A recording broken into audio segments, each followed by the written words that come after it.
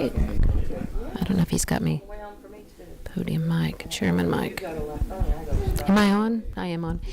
We have a sign-up sheet up front for anyone that's willing to speak to any of the bills today. Also, what's this? This is subcommittee? You're in here. Yes. What is Bruce doing their seafood thing? They're doing theirs the same day. Oh. Oh, yeah, they are.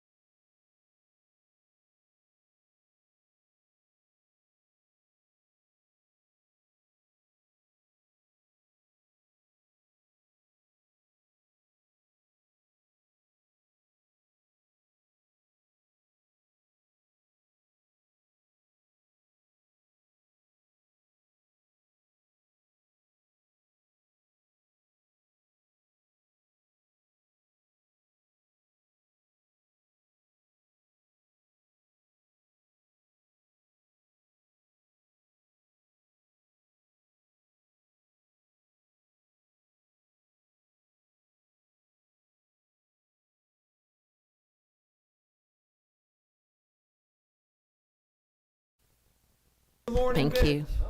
On the morning bench. Okay. Welcome, everyone, to the Regulatory Subcommittee of Regulated Industries.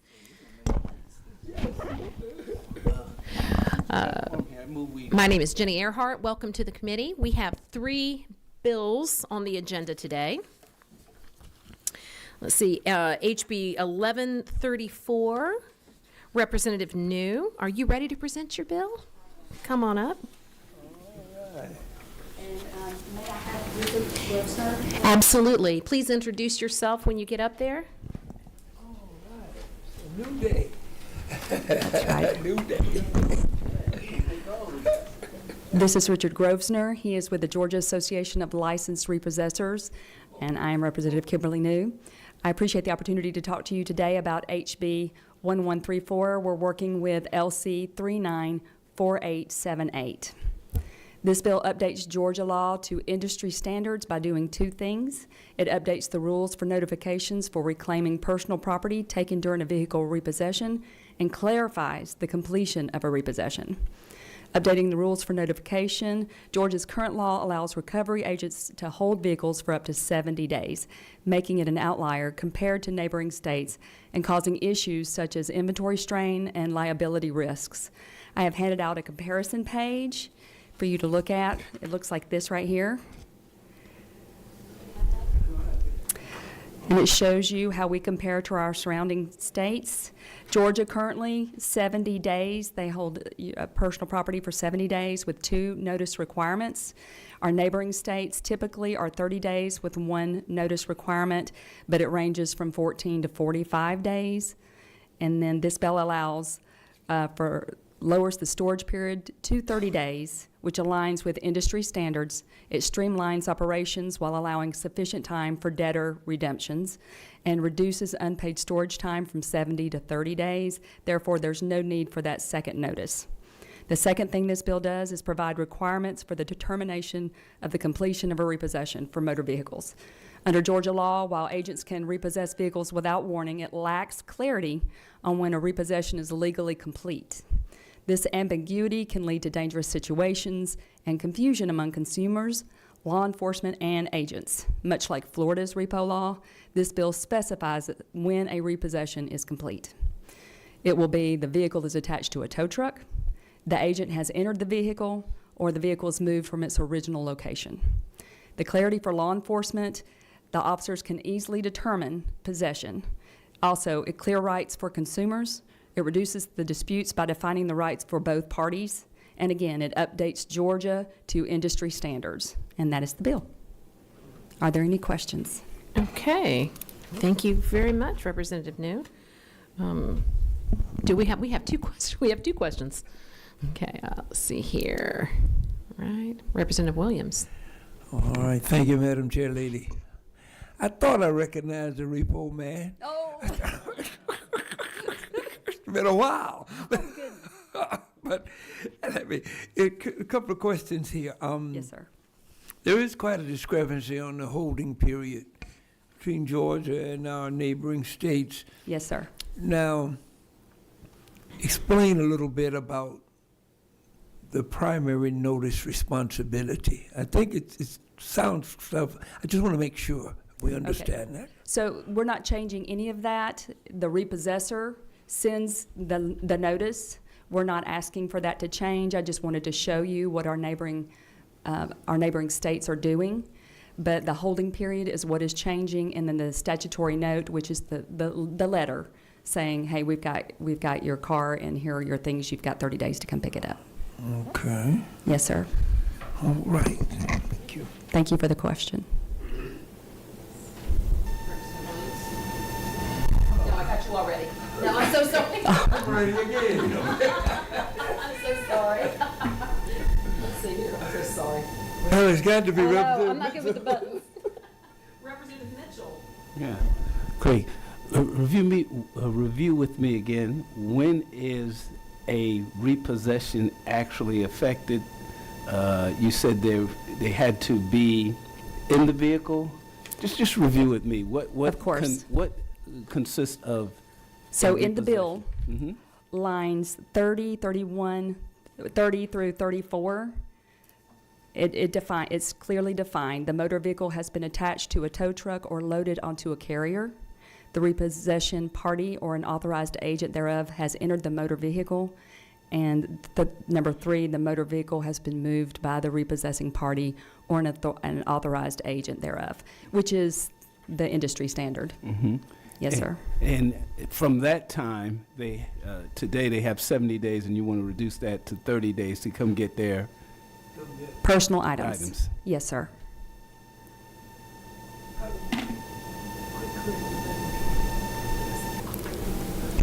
A clarification, Yes, sir. 30 days for personal possessions. Yes, sir. After that 30 days, resale, or can they buy back in within those 30 days? They say you owe $3,000. If they bring $3,000, can they get their vehicle back? But how does that work? So that would be the lender at that point. We're talking Right. about personal property. So you don't, that's just the repo person. Their responsibility is to hold the property until the lender tells them what to do with it. Is that right? So right now, so if someone gets unfortunate enough to have their vehicle repossessed, the personal property in the vehicle, these agents have to hold for Okay. 70 days, the personal property. So if you've got personal items in there, you've got a jacket, shoes, that sort of thing, they have to hold that for 70 days, whereas the standard is 30 days. Well, anywhere from 14 to 45, but around us is 30 days. So we're just trying to get to the standard for the industry for personal property. As far as the vehicle goes back to the lender. Back to the lender. Yes, sir. I Yes, sir. understand. My son, some 20 years or more ago, one of my sons was a repo man. Oh, And I begged him. I could not hardly sleep at night because I said, I know what folks think about the repo man. and you know how dangerous it is, It sir. is dangerous. It is, and so- he had one of those vehicles. I don't know if he even had to get out of the vehicle. He'd just back up, clamp it, and he was gone. And he loved going by apartment buildings, but the best one of all was nightclubs. He having a good time. Guy come out, he done fronted in front of his girlfriend, and he ain't got no vehicle. He got. Hopefully, this clarity will stop all those dangerous situations It's from very happening and make it more safe for everyone involved. Thank you. Thank you for the question. Madam Chair. Representative Mitchell. Madam Chair, let me, I see the other states, the lien holder is actually responsible for the notice responsibility. Yes, sir. Why is the repossessor responsible for the notice in Georgia? That is a great question. I'm going to refer to, Because in the state of Georgia, we hold the possession of the contents of the vehicle at our property, okay? So that's our duty to inventory, safe keep, and store it for the customer's retrieval. So we have to, by 70 days right now, and what we're asking for is 30 days. 70 days is just too big a burden. Is that the case where the lien holder is responsible? Who is responsible for those personal possessions? No, the lien holder is not responsible because it's two separate issues. They're only liable for the vehicle. We're responsible, we take care of custody and control of the vehicle. It's the contents. And then once they give us a release, we release it either back to the customer if they can reinstate the loan or redeem the vehicle, or perhaps it goes to auction and is sold and they come after them for the deficiency balance. But I see the other states, the overwhelming other states, the lien holder is actually responsible for the primary notice. That's accurate. That is true. I don't know why Georgia holds us liable, send out those letters, because they're actually liable for the letter on the deficiency balance to say it's been repossessed. So they get a separate letter. It's just too many letters.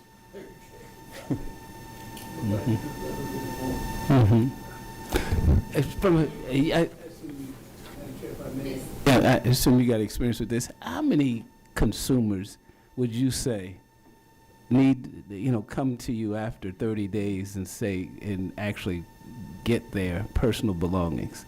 Is that just a burden on you because you have the possessions, but are there a lot of consumers who come to you? No, that's a great question, and thank you for answering that. And that is one of our pain points, because only less than 30% of the customers come reclaim the property, and then the extra storage is just taking up extra space.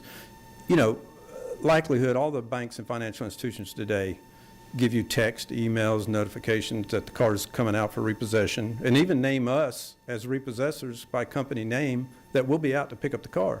So the likelihood of them leaving anything of value in the car, it leaves us holding, jumper cables and umbrellas. So to clarify, you're saying only 30% of those who have their cars repossessed even take advantage of the 30 or the 70 days currently That is accurate. to even come and get their property? That's correct. Okay. Okay. Do we have anyone else present that would like to speak to the bill? No? Any other question from members of the committee? No. Anybody out there on the repo list? Representative Smith has a question. Yes. Number 9? Okay. Representative Smith. Thank you, Madam Chair. I apologize for being late. What is this bill actually trying to fix? It's just trying to update Georgia law to industry standards. Okay, and does this bill deal with personal property inside of a vehicle, or is it dealing with Correct. the repossession of?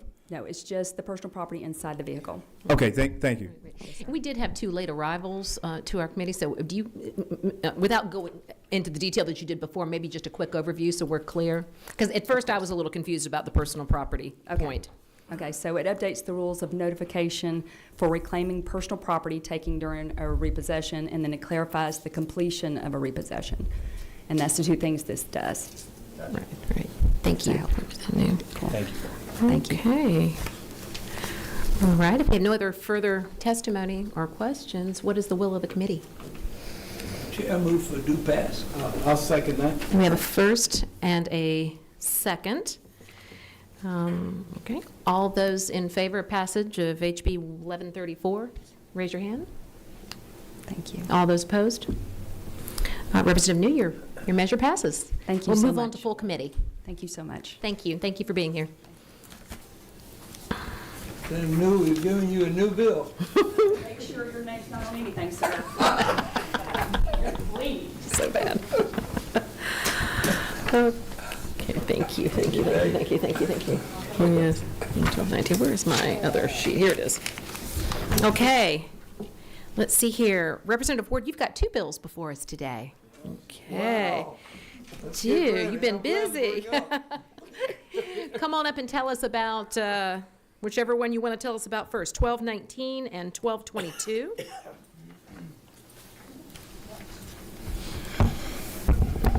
Thank you, Madam Chair.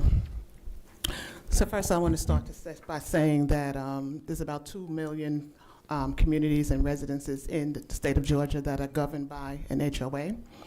And that's not to say that I'm here to disparage HOAs, because there are benefits. And some of the benefits of a homeowners association include the enforcement of standards. Oftentimes, that's the first line of entry into governance for residences. And HOAs can also offer amenities that individual homeowners may not be able to afford. But just like there are benefits, the flip side is that there are drawbacks.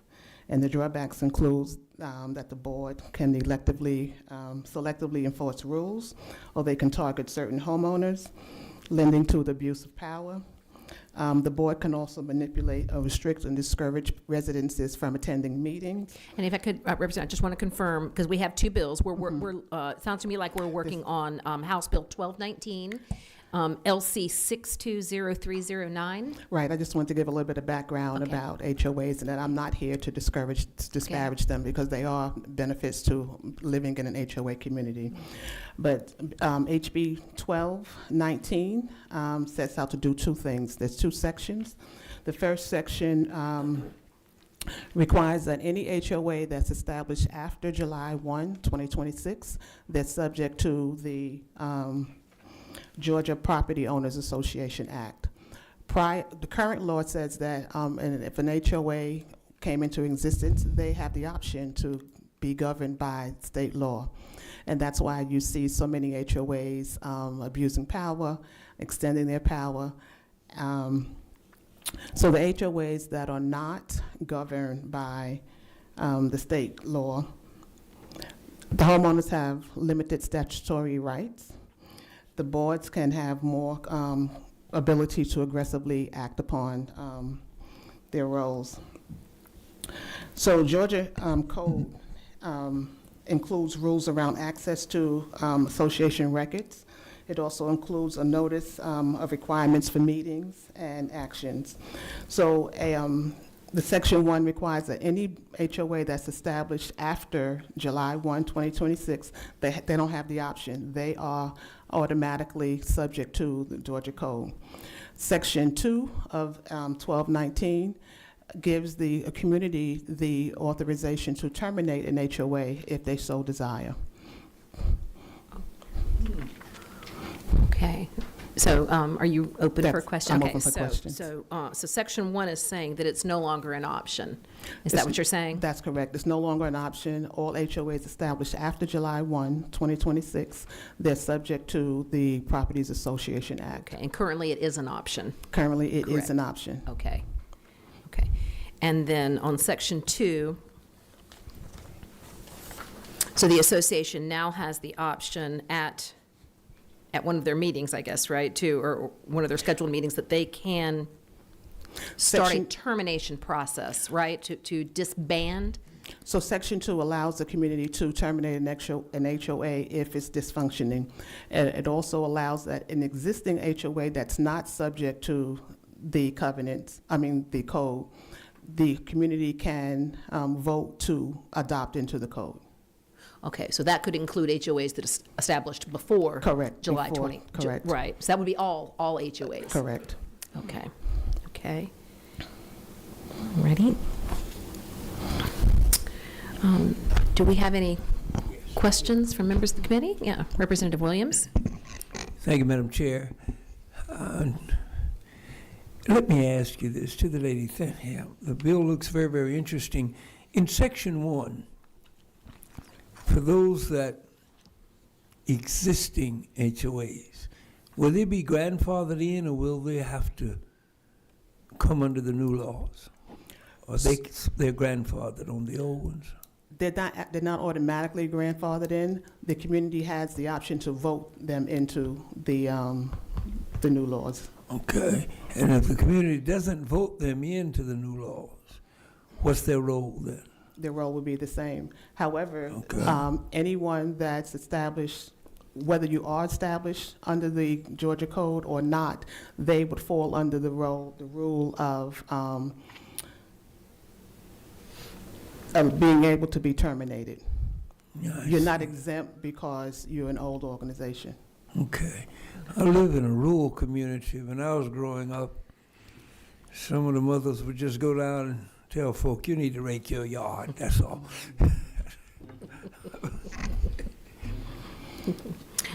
Thank you, Representative Williams. Representative Mitchell? Representative Lewis Ward, I appreciate what you're trying to do. Tell me this, what's the difference between you being in the act and not being in act? What's substantially different about it?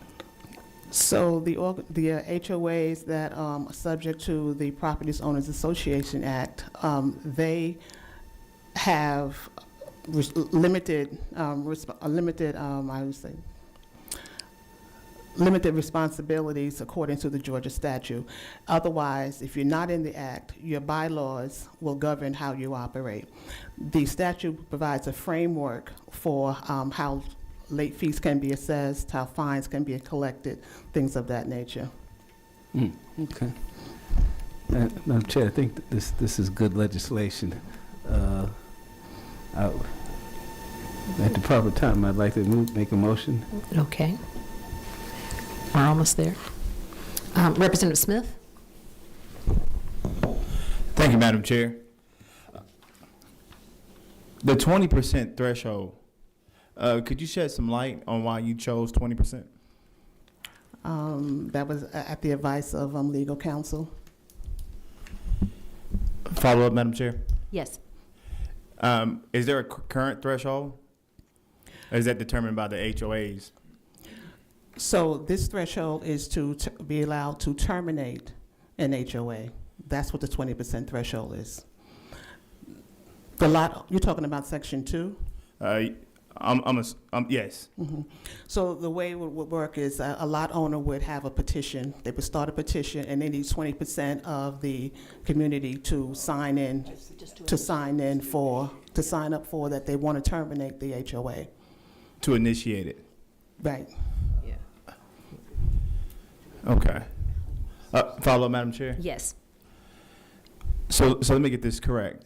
So if they reach the threshold of 20%, I guess to initiate the termination of the HOA, and they fail, so is there anything in this that would prevent multiple initiations, I guess, within a calendar year?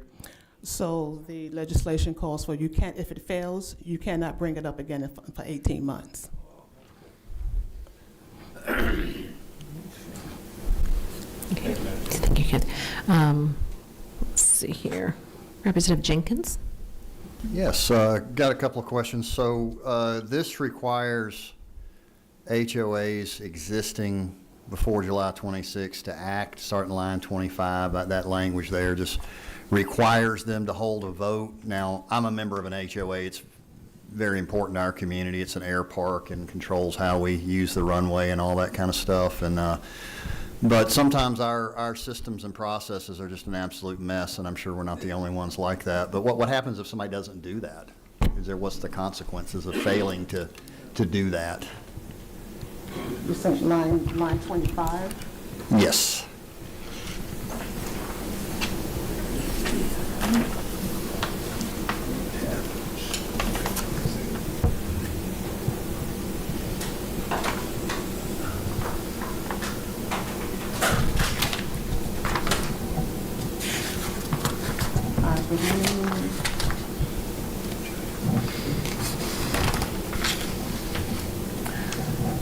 I guess that's something that can be spelled out in particular bylaws. What's the consequence if you don't have that vote at your annual meeting? Okay. Because it says subject to your annual meeting. It doesn't say when you have to have your meeting. And usually in your bylaws, it spells out when you have your meeting and what would occur at the meetings. Okay. And I guess the next question I have, we have the 20% threshold to initiate the petition to dissolve the HOA. And I would assume it's dissolved by majority vote, and that may be in here, but I just haven't found it. Exactly what is the threshold to actually dissolve it? So if the petition is signed by at least 20% of the voting members, and if it's signed in favor of the petition, that's all you would need To dissolve it? to start the petition. And once you have the petition, you send the petition to the HOA. They have to hold a meeting within 60 days. And then what vote is required to dissolve? The majority of the vote. Majority of the, where does that say? I read it through it and I tried to find that, I just couldn't find it. Well, it says you cannot suspend, sometimes when we have the meetings, they suspend the meeting to not allow people to vote. With this, you cannot suspend anybody's voting rights. And in your HOA documents, it tells you what's needed to pass, not a bill. A dissolving resolution to dissolve it? I just don't see it in here anywhere. It's in your HOAs in terms of going to a meeting, what's required at a meeting to pass a bill, or to pass Okay. a change. So this would be handled like any other change of the HOA Correct. bylaws, and whatever that is Correct. what this takes. I got you. That makes sense. Oh, and if I may, Representative Jenkins, also line 61, so that's not the end of it, correct? Representative, if a plan of termination is approved, the board shall submit such plan to the Superior Court in which the association is located. The court shall examine the plan of termination and determine its procedural sufficiency. Right, those are the steps that it will take after it's approved. Afterwards, right, okay. Got it. All right. That's good. I appreciate it. Thank you. Yeah, thank you. Do we have any other questions from members of the committee for the author of the bill? Okay, we have a few people signed up to speak. Let's see here, all for this bill. Is it Lanier Coulter? Yes, ma'am. Great, come on up here. Okay, you're interested.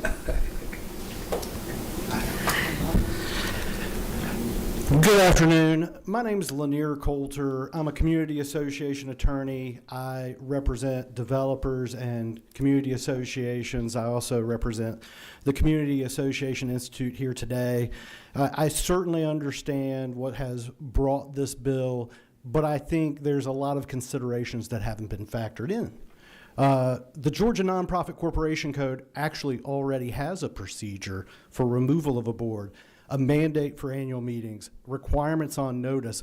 The POA Act, the Georgia Property Owners Association Act, that we're going to mandate everybody submit to, has things that a lot of communities don't want. In this bill, it proposes that where it says a may, I'm looking at line 22, it now shall conform to the instrument. So today, homeowners associations exist that don't have the right to fine, that don't charge 10% interest, that don't charge a 10% late fee.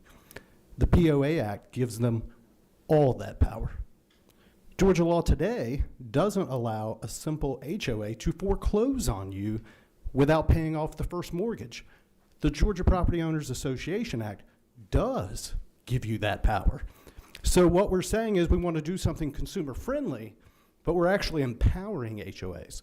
The POA Act doesn't prohibit those things, it empowers those things. And there's communities that opt into it. There's communities that opt for those rights, but they do it based on an existing provision under the Georgia Property Owners Association Act that says you have to amend based on the existing documents. So what we're putting in already exists. Homeowners associations today that want to submit can. They can today by a membership vote or whatever else their instrument provides.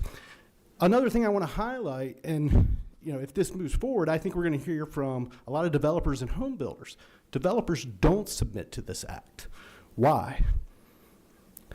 They have to pay assessments on every unbuilt lot to have a vote for that lot. So if I want to build, as a national builder, a 2,000 home community, and now I got to pay assessments on unbuilt lots to have a vote, because that's what the POA Act that we shall conform to states. So I don't think there's been a lot of consideration about the overall impact of mandating this. Again, there are communities that don't want to do it. The notion that a community can terminate, and I'll try to wrap up, there's existing zoning guidelines in essentially every municipality, but definitely every metropolitan one, that mandate a mandatory homeowners association. So the notion they could terminate with a 20% vote, and then what if my bylaws say, hey, 20% is also quorum. So 20% show up and vote to terminate. Well, we just violated zoning laws. That's not going to be good. So I just don't think there's been a lot of thought through this process. And so I would caution the committee, step back, happy to chat, day in and day out. This is what I do. I think there's a misunderstanding about what the act does and the ramifications of a bill like this. And I'm happy to have productive conversations. So thank you for your time. Okay. Will you, so we have a couple of questions. Are you willing to? Absolutely. Okay. Thank you. Representative Williams? Thank you, Madam Chair. It's been indicated by the author of the bill, and I want clarification here, that there are instances where meetings are held, and when it's not going the right way, the meeting is suspended. So how do you get into the meat of what's already there if you can't get beyond who the big kanuna is who's standing at the mic? So the Georgia Nonprofit Code today has a procedure for a petition, just like this bill, has a procedure for a petition to be circulated and mandates the board call a special meeting, even if it's for their own removal, and a timeline that they have to do it in. And just like this bill, if someone ignored it, they'd have to go to court. The same happens under the nonprofit code today if you ignore it. Now, again, if we want to have a productive conversation about streamlining the removal process, a petition, all those things, I think that's a great conversation to have. I'm not here to tell you there's not rogue boards. I think there's productive conversations, but I think what we're swinging the pendulum to here does more than everybody really realizes. One follow-up, Madam Chair. Yes. You're not Baptist, are you?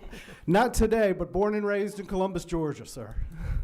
Baptist. I know a church that had bylaws and everything. I've been a deacon, and brother. 6 years later, they can't call a pastor because the folk who run the meeting, you know, anti-moving on. So the church is without a that sounds like if there's resistance, what is there if you can't even call the vote?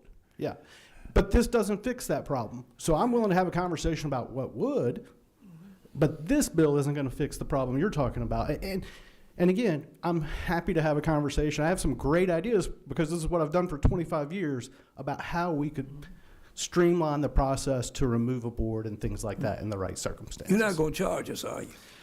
Not you, sir.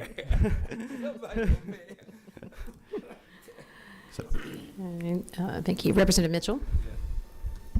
I, for one, am glad you're here, being able to shed some light on this. I think the author of the bill wanted to address a very serious problem. I will tell you that I'm most familiar with there being repeated problems with homeowners associations literally assessing fines. Let's pick something, their grasses too, and then once the fine has been assessed, liens have been attached, and in many cases I know of, as a result of that, foreclosure actions have happened. And you say that the POA, the Property Owners Association, would require that to be the case. The mechanism of the POA allows an association to foreclose on a home without paying off the first mortgage by statute. So if we're going to mandate everybody be bound by this statute, that's what we're putting them under. And again, there are HOAs that willingly choose not to submit to the POAA because of some of the enforcement powers contained therein, like foreclosure. So I just think we need to step back and look. Now, and I apologize, I don't want to bring up too much, but there's a Senate bill that talks about making it clear foreclosure is for assessments only, no fines. No fines. And our organization does not have an issue with that verbiage on, hey, assessments only for foreclosure. Yeah, many of us have participated in the hearings for that, but I will say to you that there are property owners who had their homes foreclosed on, and they're not members, they're not part of the Property Owners Association Act today. So I'm trying to figure out what is the difference of... Yeah, you and me both, brother, because I've absolutely tried to figure out a way to foreclose on a home with someone that has, a $150,000 mortgage, and that lender expects to be paid before you ever advertise it for foreclosure. So if they're not a POA, you got to pay off superior liens and encumbrances to foreclose.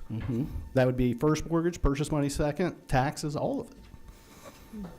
So, and Foreclosure in Georgia is a judicial act, just so we're on the same page. You don't get to do it like a bank does. So a judge signs off on it. Sorry. Thank you, Madam Chair. Any other questions for Mr. Coulter? Mr. Coulter, what is the mechanism right now or the process for terminating a POA or an HOA? So the process right now would be solely dictated by the governing documents and the amendment procedure therein. Most are going to have a really high threshold to terminate. It's going to probably be somewhere in the neighborhood of 2/3, if not 80%, to terminate. But then when you roll into like Gwinnett County doesn't allow a community association to terminate without a vote of its Board of Commissioners. They mandate that now in the governing documents, that in addition to the amendment procedure, the commissioners of Gwinnett County have to sign off. Is that just in Gwinnett? What other counties? So Forsyth, most of the metro counties just mandate it has to exist, period. They don't give a termination option. Okay, so for if this bill were to pass in those situations in Gwinnett and Forsyth, this would not be enough, is what you're saying. I They just think still when have you to go- They yeah. could do all of this, and they're still going to have to go. Right. I'm going to get paid. My colleagues are going to get paid because we got to go in front of a Superior Court judge, and the Superior Court judge is going to say, wait a minute, there's a zoning mandate for this. You can't terminate the HOA. It was a requirement, a condition to build. So. All right. Yes, we have one more question from Representative Williams. Very quickly, to the author. Representative, I don't know, but would you be agreeable to have some conversation with the witness and be open to some amendments? What's your feelings on that? First, I'd like to clarify that 20% threshold will not terminate an HOA. The 20% threshold is simply to file a petition. Okay. What's required to terminate a HOA is in their governing documents, just as was stated in their governing documents, not in this proposed legislation. Second, in terms of fixing the problem about calling the vote, this bill does fix that problem about calling the vote. If you look on lines 20,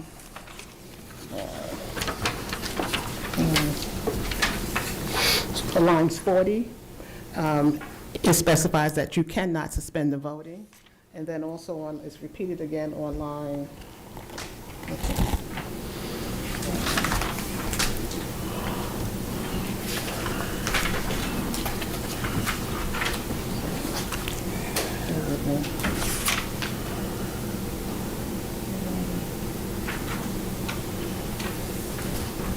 it's on line 41, and then it's repeated again on line 54.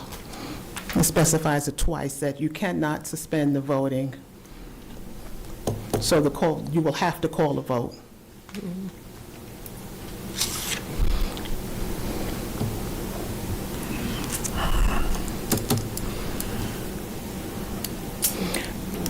I would also call to your attention that this does not require every HOA to be subject to the total act. It's talking about Article 6 and subsection that deals with this piece. It's not the entire act. It's just this article and this subsection. But new ones would have to stick together.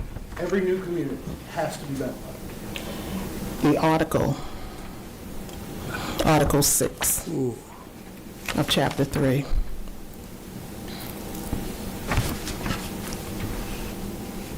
Thank you, Mr. Coulter. Thank you, Mr. Coulter. All right, Lisa Turner.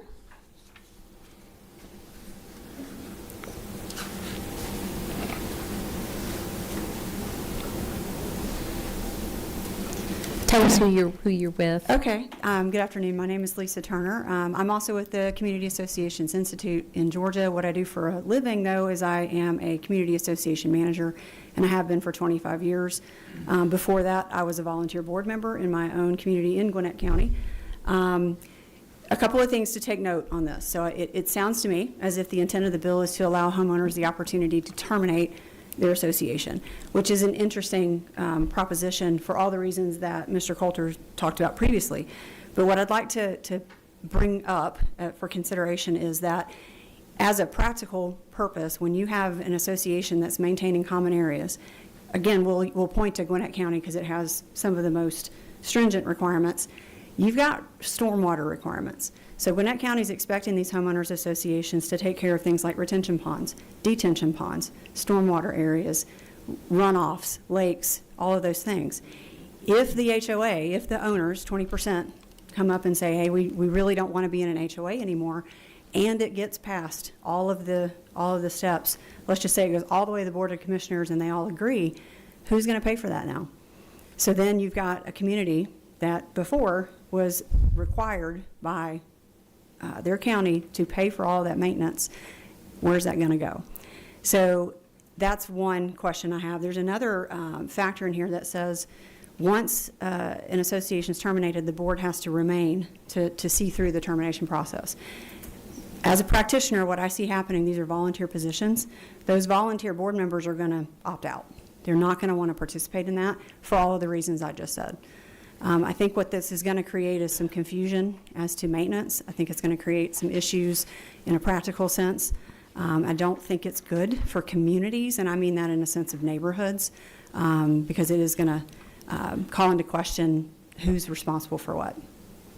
Thank you for your time and consideration. If you have questions, I'm happy to answer. Okay, thank you. Do we have any questions? No? Okay, thank you, Ms. Turner. And next we have Jeff Ledford. Actually, on this one, I'll waive this second one, which is what I meant to sign up for. Sorry about that. Okay, no problem. Okay. Thank you. Okay. Representative, do you have any other?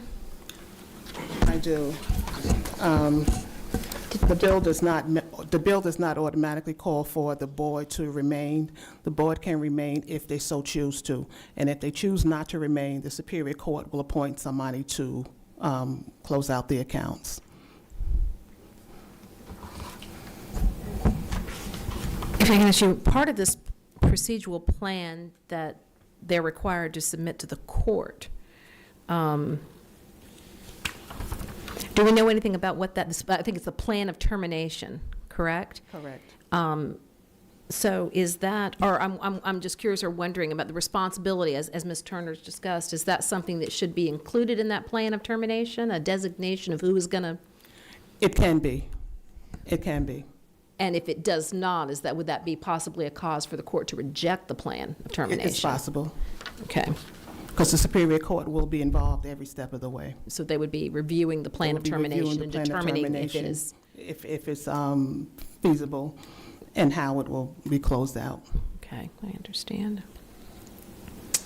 Okay, I think we have no other speakers for this bill. No other questions from the committee? Okay. Right. At this time, I'll entertain a motion.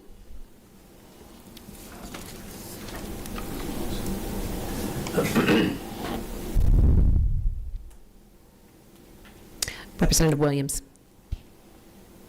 I move that we do pass into full committee. Okay, do we have a second?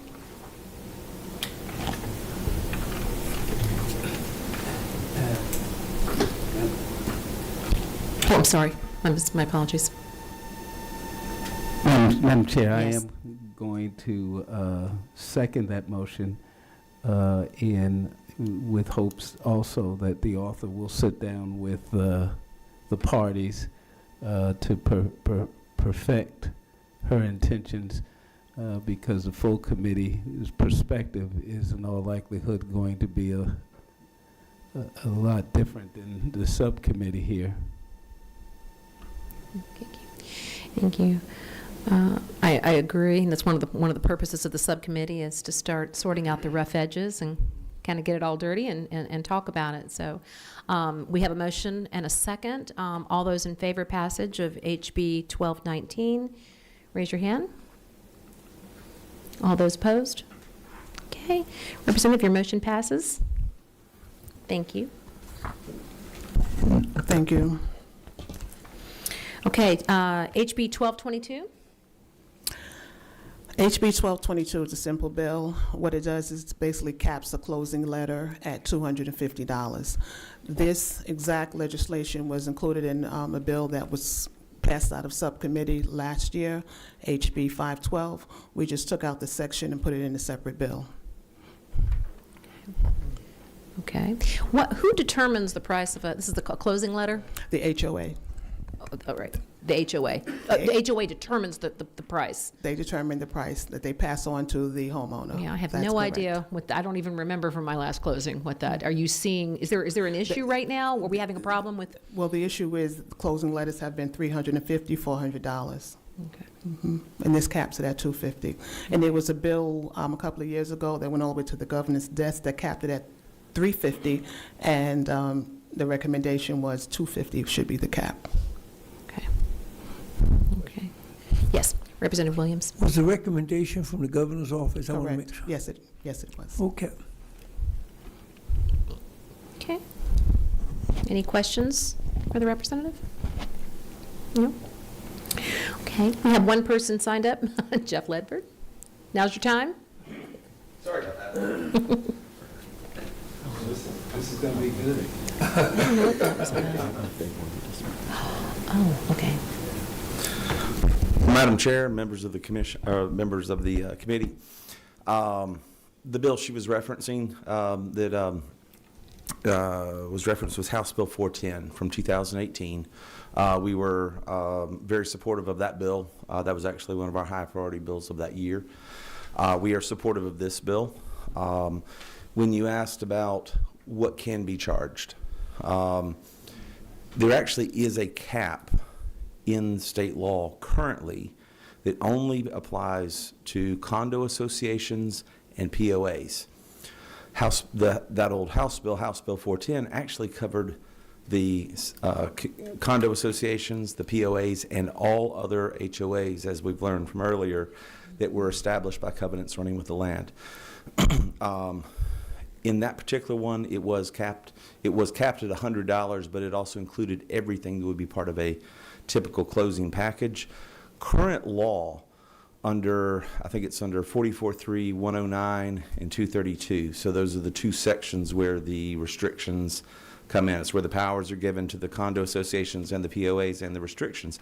Caps them at $10, but only for the statement of account, not for the other things that are often requested as part of the what you would commonly call the closing letter. So what we were seeing was you would be charged $10, but then obligated to pay, in some instances, it was close to $1,000 as the bundled package. There was an enforcement action taken by the Attorney General's office. I believe it was around 2019, maybe. It was following that bill. It was when the issue arose. The Consumer Protection Division looked into the matter, and they had some letters of findings that obligated those entities to only charge the $10 and not bundle it with those packages. The problem is you still have to have some of that other information to have a closing, so there's still that hanging over your head. So we are supportive of this, and honestly, if there's, if there's the pleasure of the committee to bring in that old language that encapsulates all of them, that would be wonderful too. Okay. Thank you. Any questions for Mr. Ledford? Thank you. Thank you. I do want to just correct myself here. I think there's a possibility. Mr. Coulter, Ms. Turner, did you also want to speak to this bill? Okay. I already spoke too much, so I'll make it very brief. So, at the end of the day, on this bill, I just want to point out the lending requirements and questions have changed dramatically just over the last 25 years. When the statutory provisions were written, what they actually say is, for $10, you get to know exactly how much money is owed that day on an account. Clearly, that doesn't work for a closing in 2026. What has also changed is the litany of questionnaires that come, and I just want to be blunt with everybody, this doesn't cover them. This statute doesn't even touch everything. So if the intent was an all-encompassing, hey, this is everything that's needed in a closing letter, this doesn't get there. And every community is different. Is it attached? Does it have leasing regulations? All those things. This doesn't get there. So if we're trying to fix a problem, again, just like the last bill, we're not fixing the problem. So at the end of the day, community associations decide what management company they're going to hire and how these fees get passed on. It will be passed on. One of the requirements of this is we have to say in black and white, there's no open violations. Is that good for, we can say that on our last inspection from 45 days ago? Because these are volunteers. They don't drive the community every day. If we're going to mandate they check on a property that gets reset for a closing over and over, no open violations, no open violations, there's going to be a charge involved. Someone's going to pay that. It's either going to be the requesting owner, which a lot of communities think is the right person. Some people live in the community 20 years, or it's going to be the community as a whole. That's just the end all be all. There will be a charge. No one's doing this job for free. No one's taking the liability and the risk for free. And so I just want to be clear, if we cap it, one, something that Georgia rarely does, if we cap it, there's no cap on realtor fees. There's no cap on the percentage they can charge. But we're going to cap this. The liability still exists. It will be passed on to everyone in that community if it's not charged to the owner that's asking for the closing payoff. Thank you. Yield for a question? Yes, ma'am. Okay, Representative Jenkins? Yeah, so you indicated that this doesn't cover everything that's required. Is there a problem with the language of the bill or just the amount of money we're capping it at? Well, I think if the bill is intended to get everything you need for a closing, this doesn't get there. That's my point. The language is The incorrect. language doesn't get there.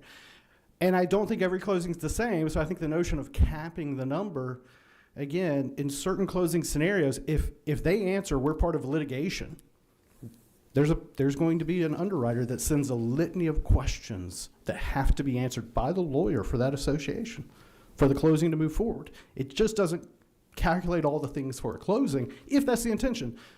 Again, also, if we got to do an on-site inspection every single time a closing gets reset and we got to send somebody else back by to say Lanier doesn't have any open violations of his property again today, there's going to be a charge for that. There's no community, no management company is going to do that for free over and over and over. So I don't think practically it works in every scenario for a closing.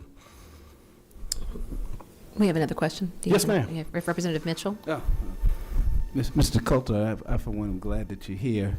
I don't know if I am. Yeah, but help us to fashion a solution that makes sense for all concerned is what the author is trying to do. And it seems that you have a different perspective. I think that between now and the time we go to the full committee, I'm sure the author is willing to sit down with you to fashion that kind of solution. And I'm blessed to have, our organization has some wonderful lobbyists too, so she doesn't even have to sit down with just me. Thank you. Thank you. Thank you. Ms. Turner, did you want You give about $500 an hour. That's on the low end. Yeah, that's true too. Take shots at the lawyers. It's fair game. Good afternoon. So I'm coming this time again as a practitioner that is bound by our contract to our associations to provide this in most cases. I'm also required by state law to be a broker, a Georgia Real Estate Commission broker. So I have skin in the game, quite literally, when it comes to giving any kind of information about any kind of real estate transaction. So what this does is it expands liability, but it doesn't have any corresponding ability for us to recover any costs for that added responsibility. So you've taken, a smaller obligation, increased it without any kind of consideration for that. I'd like to point out too, this penalizes well-run associations, and it assumes that they're operating in bad faith.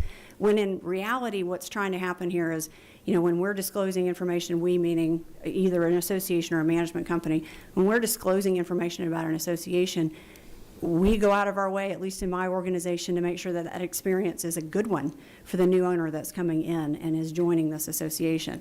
So we'll do things like make sure that they have the correct water bill, which is something that we have to pull. It may be that they need to have information about an access device for things like an entrance gate, or it could be a garage. It could even be an elevator. So there's a lot of factors that come into play here that aren't as Linear stated, they're not really considered in this, so there is some language constraints in it. But I just want to make sure that you guys understand, we're not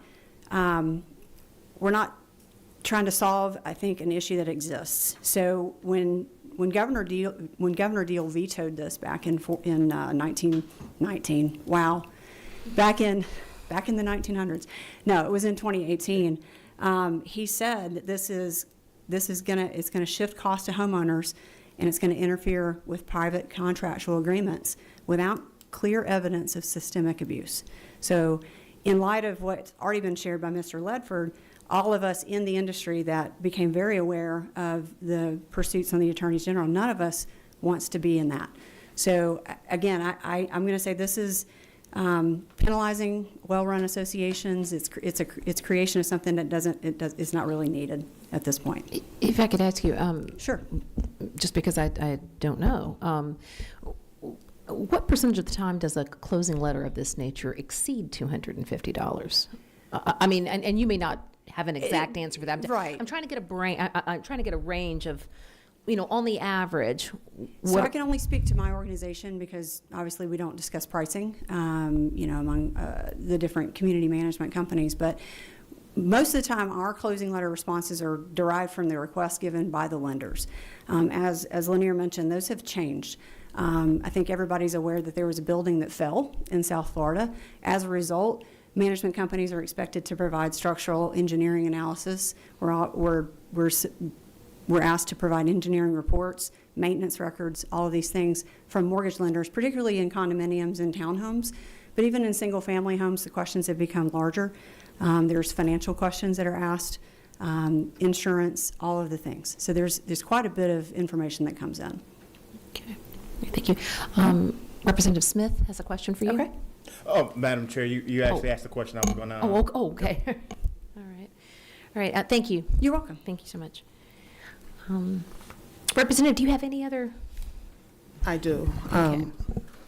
Just want to read into record what bill we're looking at. It's LC 620308. This bill simply caps the cost of a closing letter to $250. The items that are listed that should be provided in the closing letter is not exclusive. There are many other items or many other pieces of information that may be or may not be included in a closing letter. This list is not meant to be exhaustive, and it does not say it only should have these items in the list. This is just some things that have to be included. Whatever else needs to be included from the HOA, what the lender requests, it's not covered in this bill. Okay, thank you. Representative Jenkins has a question. I have actually just a statement. I appreciate the bill and I appreciate your explanation. I have served on the board of our HOA. My wife's the attorney, and in my wildest dreams, I cannot imagine why a closing letter should cost more than $250. We don't charge anything. And, I haven't heard any testimony that would change my mind otherwise. So thank you for bringing the bill. Thank you. Thank you. Thank you. Representative. Okay. Thank you, representatives. And if we have no other testimony on this bill at the appropriate time, I'll entertain a motion. Okay. Thank you. I have a motion and a second. Okay. All those in favor signify by saying, or raise your hand. All those opposed? Okay. Representative, your second measure passes. Thank you. Second bill passes. Thank you. And I look forward to seeing this in full committee. I appreciate the suggestions from the members to perhaps get with some of these other parties, and as we continue to perfect the bill, which is our job. Absolutely. Thank you. Thank you. The meeting is adjourned.